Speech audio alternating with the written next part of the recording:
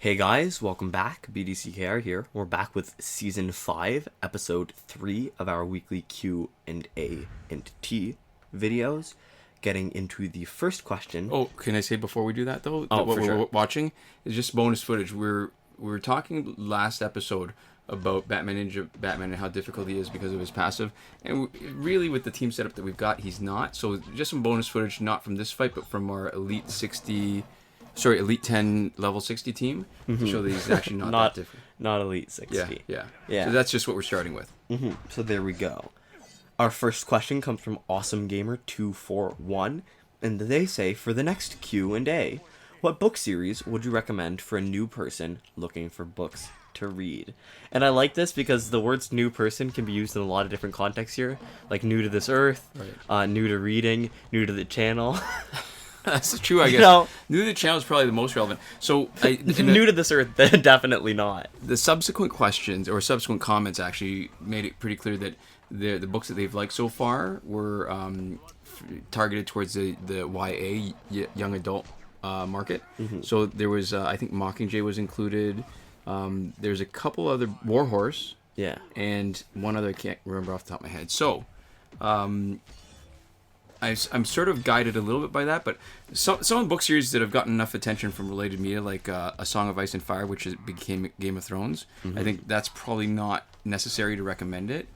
So, I guess here's the thing. I understand the appeal of a series. Yeah. Because when you like something in it, you can get more of the same. All right, so this is the proper loadout, right? The King Gold Solda plus his passive should make it more difficult because the helmet we've said was not that important, so we'll see. Not that difficult. All right, we've actually done review of a couple series already. Yeah. Where we really recommended it. Like, we strongly recommend it. There's the Dresden Files by Jim Butcher. Yeah. Urban fantasy, but sort of a noirish kind of feel. Lots of fun, lots of action, really enjoyable, interesting characters. Yeah.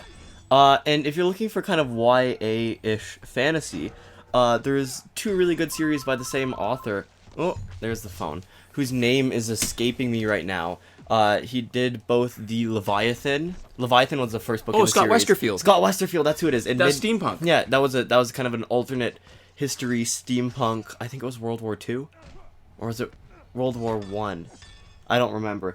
And then we also have Midnighters. And I don't remember a ton about each of those books now. It's been long enough. But I thoroughly enjoyed them when reading them. Right. Yeah, so Midnighters is really good. That's probably, if anything, skewing a little bit younger. Right. Than the YA still good. stuff I still that enjoy you that read. too. But no, yeah, I'm saying if you had to like place them at an age that they probably targeted, right? Right. Okay, sure. The age demographic is probably just slightly younger than what you're reading, but they were good reads. Now, I'm going to link to both the Dresden Files review that we did before, but also Newsflesh by Mira Grant. Yeah. Zombies. Yeah, zombies, but zombie reporters.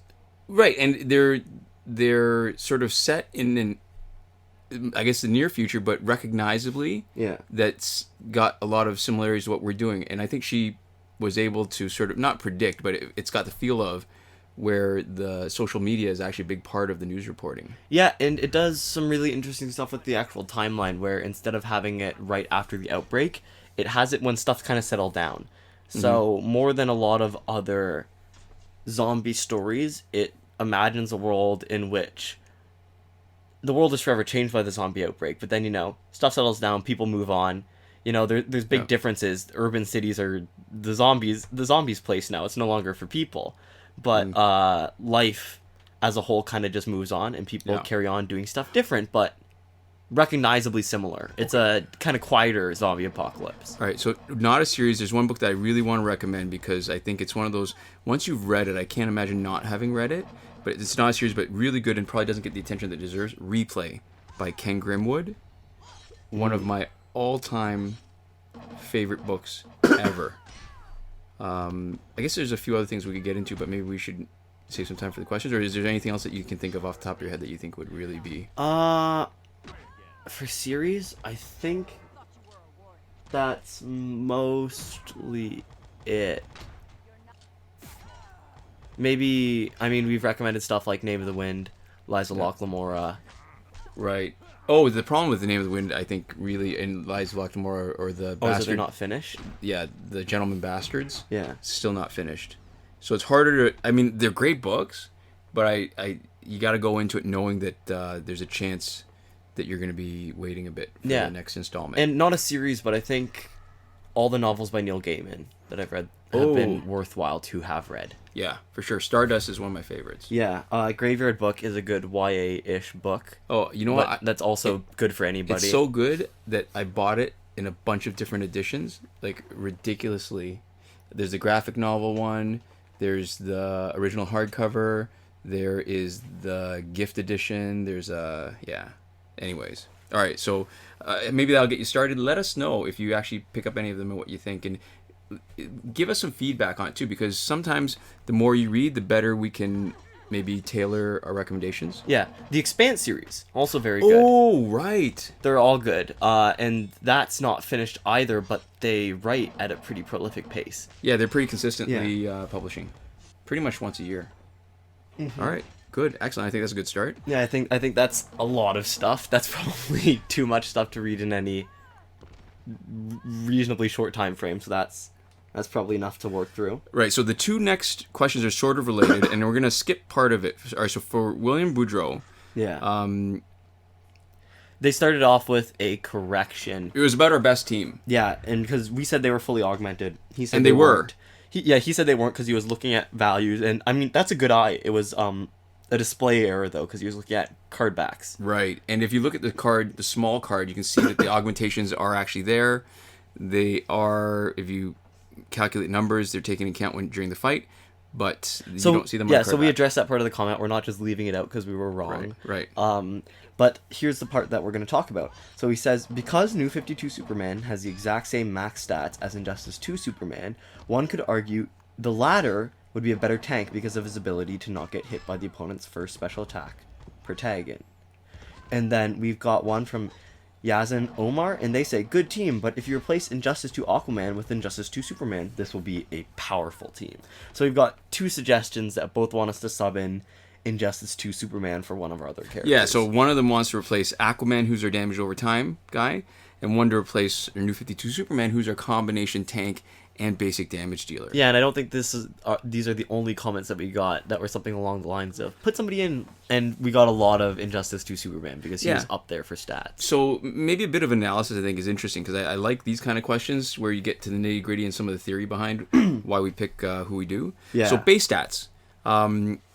Superman. So let's look at Injustice 2 Superman compared to Aquaman. Yeah. They both have the total number of base stats, right? Like combined health and damage. Superman has slightly higher health. Aquaman has higher damage. Mm-hmm. But when you take into account Superman's passive, right, he gets a 50% boost to health and damage at Elite 10. So, Injustice 2 Superman seems like he's a winner there. Yeah. Maybe we should take a second for anybody who doesn't know. When we're looking at base stats, we're talking about the level 1 E0 version of the card.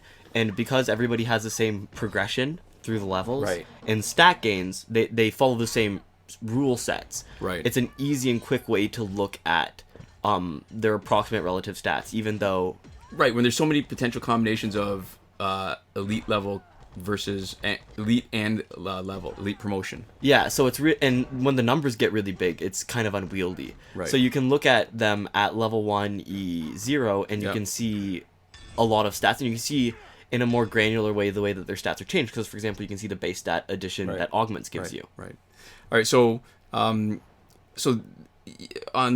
first blush, Injustice 2 Superman looks like he's better than Aquaman, right? Yeah. As a guy to stick in. But if the only switch out is Injustice 2 Superman for Aquaman, most fights still, I mean, you can see in the fight so far, you're only going to need New 52 Wonder Woman. Yeah. And given all the potential stallers now, so you've got Batman Ninja Batman, you've got Astro Harness. In the old...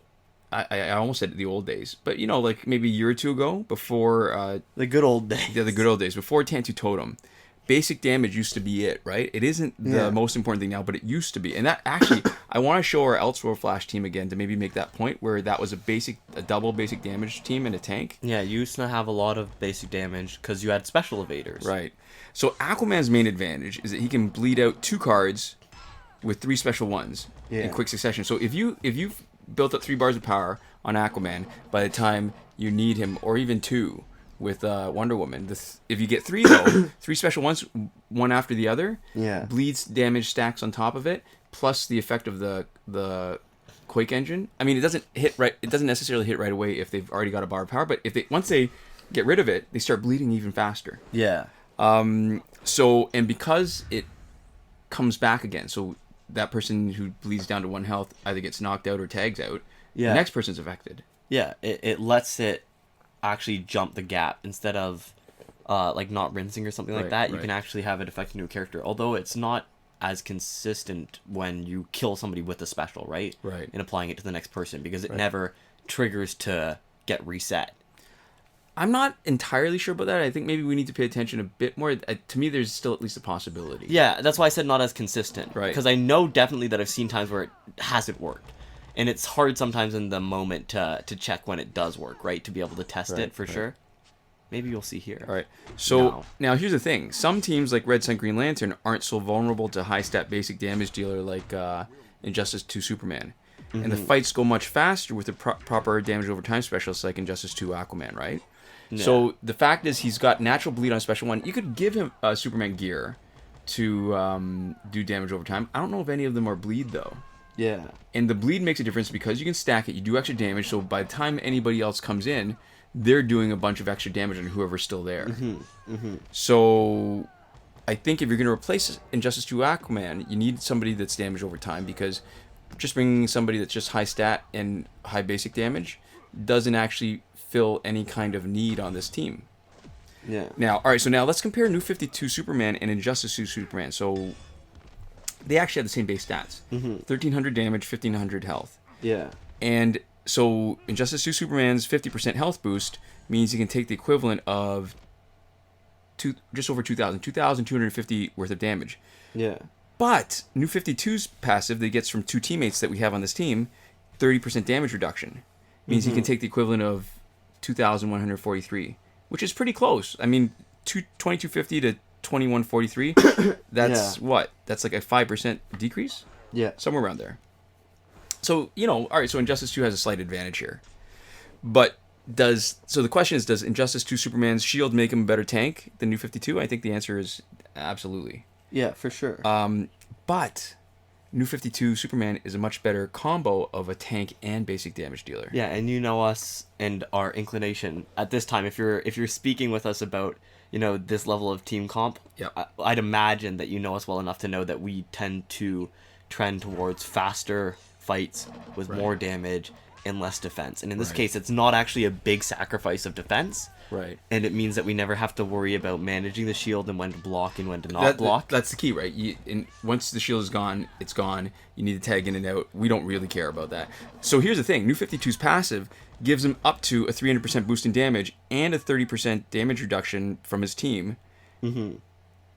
Now, it's only 100% with the first 2 bars, which we get automatically because of the way we're playing with New 52 Wonder Woman. Yeah. But you get 200% after the first 4 bars and 300% after the first 6 bars. Yeah, and so it plays right into our team, and it makes stuff like Astro Harness twice as good for us to hit. Right, because with this team, I love it when we see Astro Harness. Yeah, so it's less work managing shields, and it's more exciting when we see stuff like Astro Harness or see people who we think are going to evade our specials. So automatically, New 52 has 100% in this particular team, up to 300%. Injustice 2 Superman's only gives them a 50% boost from being at Elite 10. Yeah. So if we're directly comparing ungeared Injustice 2 Superman against New 52 Superman, Injustice 2 Superman slightly better as a tank based on stats, and clearly one more step up better because of the passive that allows a special evasion. But when you're facing a team with Tantu Tome, that special evasion becomes a little less valuable, right? Yeah, and having the New 52 actually becomes way more valuable for just giving us synergy. Yeah. Now, here's the thing, too. If we bring a New 52 Superman too early, then he doesn't get the damage boost. But, I mean, very rarely am I not going to do that. I mean, really, at this point, it's only if we're facing Gaslight Batman, right? Yeah. and most of the time he comes in, he's got a 200% boost in damage. Yeah, and that's a 200% boost. That's not 200% damage. 200% damage by itself would already be respectable. Yeah, yeah. I mean, in any other scenario, I guess not with this team, where if we're not getting the advantage of Wonder Woman's passive to give power to everybody, Injustice 2 Superman would be better. Yeah. But here, it would take all of Injustice 2 Superman slots to even come close, but not even quite match the basic damage boost of New 52 Superman, right? Because you can get 70% each slot. Yeah. For the sake of evading one special with each tag in, when we could use all those gear slots on New 52, that we don't need to boost damage anymore, and make him an even better tank than Injustice 2 Superman, like we've done here with the Gingold Soda, Killer Croc companion gear, and Batman Ninja's helmet. So you can either make him, if you have Injustice 2 Superman, you can either make him a slightly better tank if you gear him up the same way that we gear up, or you can make him an approximately as good basic damage dealer. But you can't do both. So no matter what, he's worse at one thing. And it's basic damage only, not special damage, which we get. That's true, yeah. Now, we don't use the specials a lot because we're holding on to, but if we wanted the fight to go faster right then when it's down to one-on-one, we could totally do that, right? That's true. So no matter what you do, he's probably going to actually be a little bit worse off for basic damage. Right. Or for damage output, not basic damage. So if we bring it back to Aquaman, right? So if you're replacing Aquaman with Injustice 2 Supes, you're duplicating both roles that New 52 Superman's already filling quite well. Yeah. But you're losing out on the damage over time that helps with the opponent's tank. And in Injustice 2 Superman as an individual is better than either Injustice 2 Aquaman or New 52 Superman. But on this team, he would be a downgrade if you used him in either role. Yeah, so he'd be a downgrade, and it would be wasting his energy. It would be wasting his slot in another team. Right, you can make another team with Injustice 2 Superman that would be pretty good. That doesn't have to be this team. And of course, that's assuming that you're playing through one team and then playing through the other one right away. You know, I would imagine that that's not how a lot of people play, because that's not the time that people have. Look at him bleeding. See, he's done. He's just done. But this gives you more options in addition to being an actual stronger team. Uh-oh, we're done too. Yeah, that's okay. You know what? This is where you see the beauty of it. All right, so he's dropped in. He's got the special twice. So he's got 200% boost on his damage of everything. Yeah. So there we go. Our next question, I'll just read this out while we watch the rest. And this was about the Arkham team of Arkham Knight Batgirl, Arkham Knight Catwoman, and Arkham Killer Croc. And this is not actually a question. This is a comment. This one comes from Adrian Cuyubamba Diaz. Let me know if I'm pronouncing that right, I guess. Yeah. Or maybe not. Because their comment is, I have that same team, but they're all Elite 10, and then a winky face. Yeah, so, I mean, this is more a discussion point than, because there's no real question there, right? Yeah.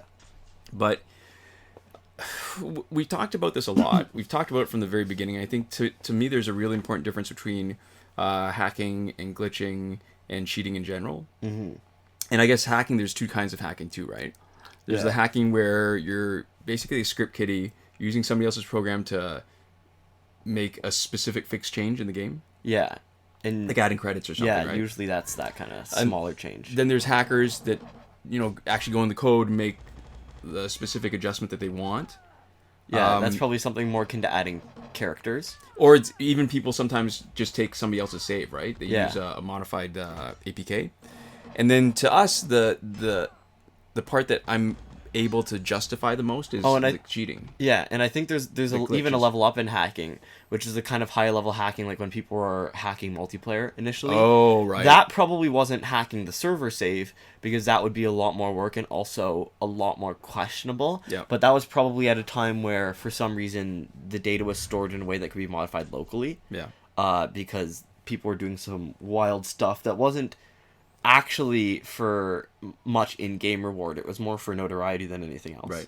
And so this is why this comment made me think of that, right? Because basically when you're saying, I've got an Elite 10 Killer Croc, you're announcing to everybody, hey, I'm a hacker. Or you're number one all the time. No. Well, I guess it's possible. Is no, it? Oh, no, it's not. No, because it's quite. breakthrough. It's not the number of copies, because Killer Croc was a challenge, right? That's true, yeah. In this case, I mean, there's other cases we can get to later. But in this case, it's saying I'm a hacker because there hasn't been a breakthrough event for Killer Croc. Oh, yeah. So that the best he can be, you can have plenty of extra copies. The best he can be should be Elite 7. Yeah. So I guess well, this person's either a hacker or they could just be lying to us, which is fine. I'd prefer that. I guess that's true. somehow you touched on this too, where we were talking about notoriety, and I never understood that, like the motivation for. I mean, this is a 5-year-old game. Yeah. There's not a great deal of prestige Yeah. associated with this. I mean, we would know because we specialize in this particular game, and we've gotten a very limited amount of prestige. I think we've cornered a lot of the prestige that was available to us. Maybe not quite funny. as much as the maximum, but definitely more than we expected, and still not a lot comparatively. Yeah. So, I guess do what makes you happy, but just recognize too, though, that there's a chance, even if you don't get an auto ban from this, that when you do stuff like that, right, when you're going in, you're potentially breaking the game a little bit, that there's a risk of having your account suspended, which is not really worth the trouble. We also need to consider that this is just one of those, like, playground my uncle works at Nintendo lies, where somebody just goes onto the internet and it's like, I can write whatever I want in this comment. Yeah, that's true. There's that joke. I think it's like a reference to something. It's like a screenshot from a show where it's like, do you really think somebody would do that? Just go on the internet and lie?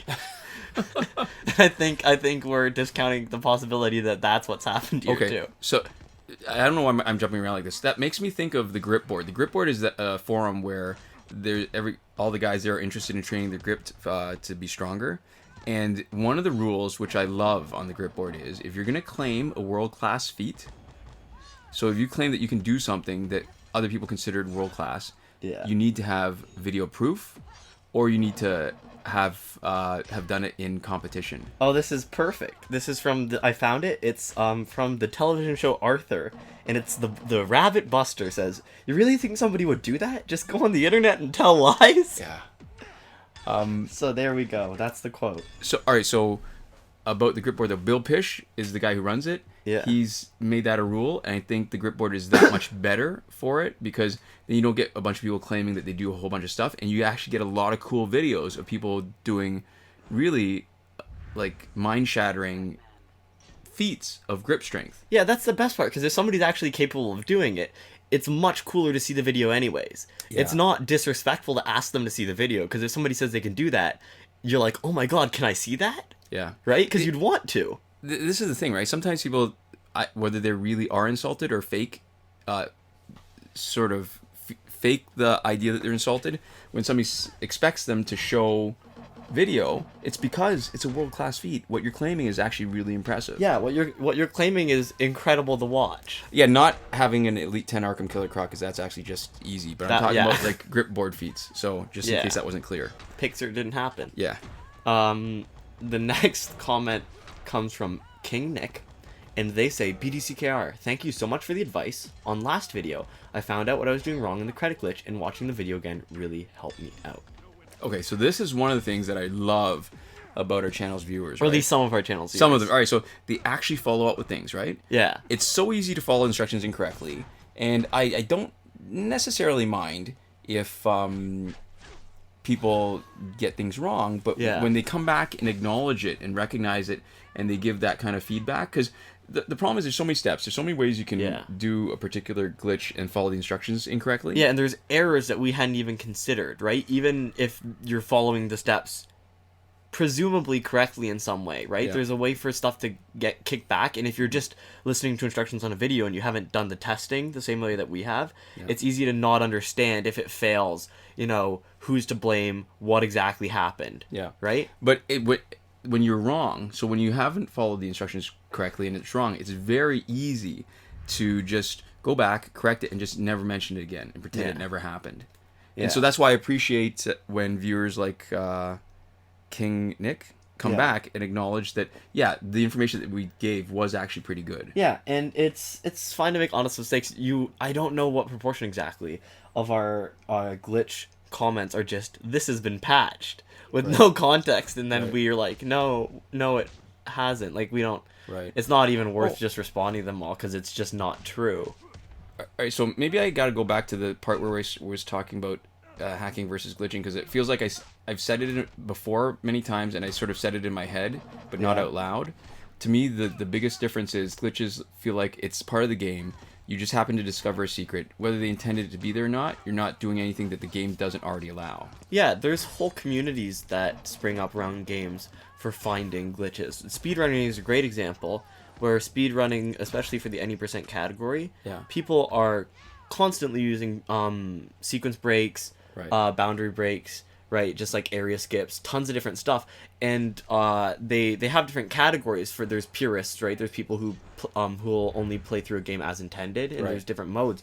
But it's commonly accepted that there's almost always like an any percent category, which totally involves people just busting the game on a fundamental level. And I think that's actually, like, exploring every nook and cranny like that can actually get a lot of richness out of a game in a lot of cases. And so to me, the hacking part really is breaking it in a way that the developers not only didn't intend, but didn't leave like that. So it's the difference between using a loophole versus breaking a rule.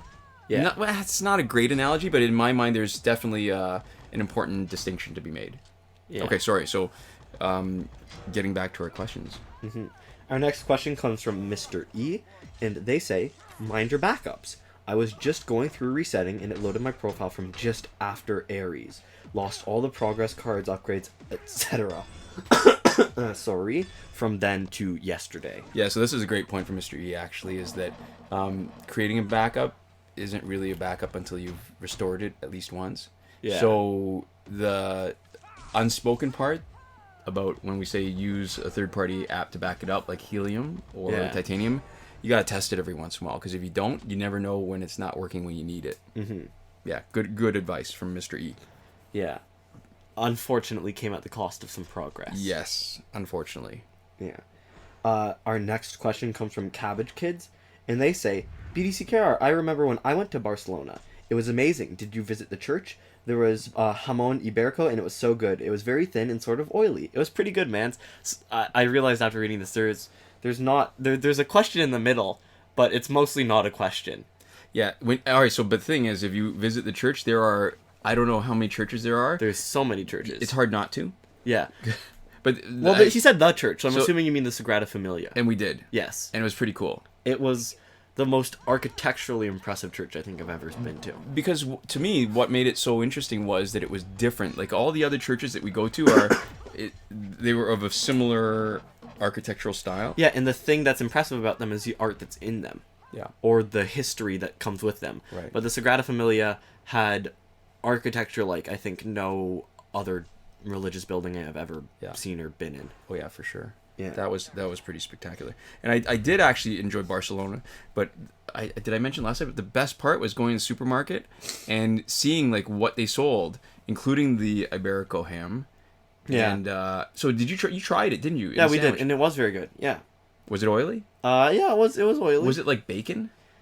It wasn't like bacon. It was more like a cured, like dried, like fatty deli meat. Ah. Was it so like Chinese sausages, that kind of? Maybe not as sweet or salty? No, it was saltier. Okay. All right. It was pretty salty. It was it was dry and thin and a little bit tough. I'm trying to think of a comparison, and I'm sure you could get like a similar but like less fancy, like ham, like sliced ham. But yeah, no, it was very good for sure. Yeah, it's interesting to me that the area is known so much for that specific thing, when generally, when you've got cuisine that's associated with an area, it's typically from the poor people. And it's typically like a dish, or a little more than just a thing, right? Like, I guess there's places that are known for wine, like Champagne. Oh, right, that's true. So that's not for poor people, right? Yeah. Yeah, no, that's a good point. Yeah, so I think sometimes stuff tends to be... an area might be known for its exports, and I think if it's like an export, then it's probably more likely to be artisan, or really high quality in some way. All right, so that's the last question, and I'm really happy we've got a bit of time. I wanted to finish up on something that we talked about last week. Yeah, and I talked about flashlights and how I love flashlights. And the point, one of the things I'd forgotten to mention was I got into flashlights when I started reading about bug out, or they call them bug out or go bags for emergencies. And flashlights were the one thing that kind of caught my fancy, right? Mm-hmm. And when I started looking around, the reason why I liked 4.7 so much was because they did a few things really right, and I'm gonna maybe geek out a little bit. So I wouldn't have realized this until I saw this, but they have a proper moonlight mode. So moonlight mode is something that's 1 lumen or less, and everybody who likes it almost always says it's to preserve night vision, but practically for me, it's the mode that I use the most at night around the house, so I don't wake anybody else up. Yeah, because it's a really soft light. It's not likely to be disruptive. It's the kind of thing that you can imagine coming off a lot of, like, electronics. Yeah, so you go to bed late, so you don't wake anybody else up. Getting up to use the washroom, you don't wake yourself up. Yeah, so if reading on your phone isn't enough light to be distracting, then... Right. And this is less. You Yeah. can get, yeah. So... they had flashlights where you could get to moonlight mode or the maximum mode easily, which is the two that I usually use. Yeah, not have to cycle through as much, because cycling Right. through is flashing lights, so that's even maybe worse. Right. All right, so there's a thing called pulse width modulation, and when I was looking into it, quarks were one of the first ones that were adjusted the light intensity without using pulse width modulation. So basically, it's the frequencies. The light would flash on and off quickly to make it look dimmer than it was. Yeah. And if the frequency of it flashing on and off was too slow, it didn't go fast enough, then that flash is visible to naked eye, and what you see is a strobe-like effect. Yeah, and even if it's not too slow, it means that any video that you're using, video that you're taking with the flashlight, if it's not synced, you can have the potential to have kind of janky, messed up videos, especially anything that's filming in slower motion. I love that word, janky. Okay. Yeah. If you have something filming slow motion at all, like a lot of cameras do nowadays, Yeah. you better hope that you're not using it with the flashlight that is using Pulse width modulation, because it'll almost definitely be screwed up in some way. Right. So their lights were current regulated, right? And that's also Yeah. more efficient, so you get better life out of the battery. Yeah, because instead of turning it off and on over and over again, and actually turning it off and on at full strength, Yeah. you can actually just put less juice in it. Right. Oh, and so 4.7s had a specific line of lights they called the quarks, and you could use them like Lego, right? So the heads, Like really crappy small number of pieces Lego. I mean, that was their term. So they're interchangeable. So you could the heads and switches and bodies were interchangeable. So as long as you match the voltage on the head to the battery, you were good. Oh, Yeah. voltage. All right. So this is the other thing too.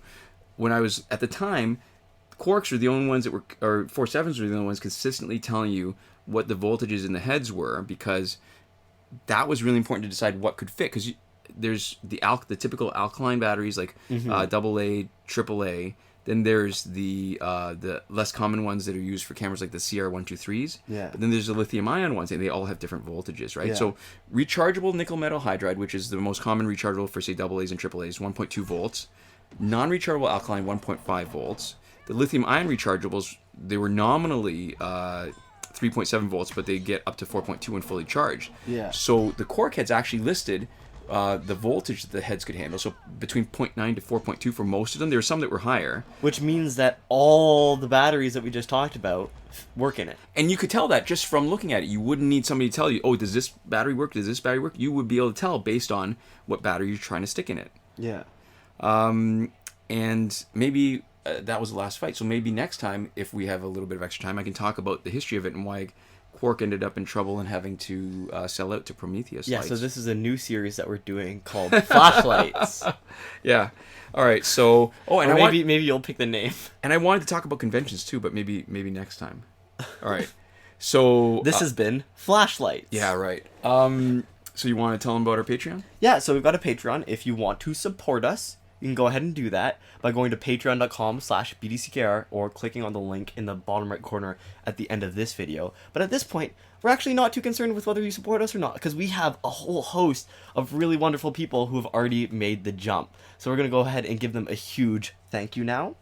We've got Eddy G, Edwin Felix, and Console Peasant, who are supporting us at the highest tier, Last Word. iProphet, who's supporting us at the Your Message Here tier, and he's actually been really supportive in general by being very helpful in the comments. Oh yeah, for sure. And we also have Shawn, Farrell, LAIN, and Daniel Simonson, who are supporting us on the credited level. So there we go. Thank you so much, and thanks to you guys for watching. We'll see you next time. Komoda.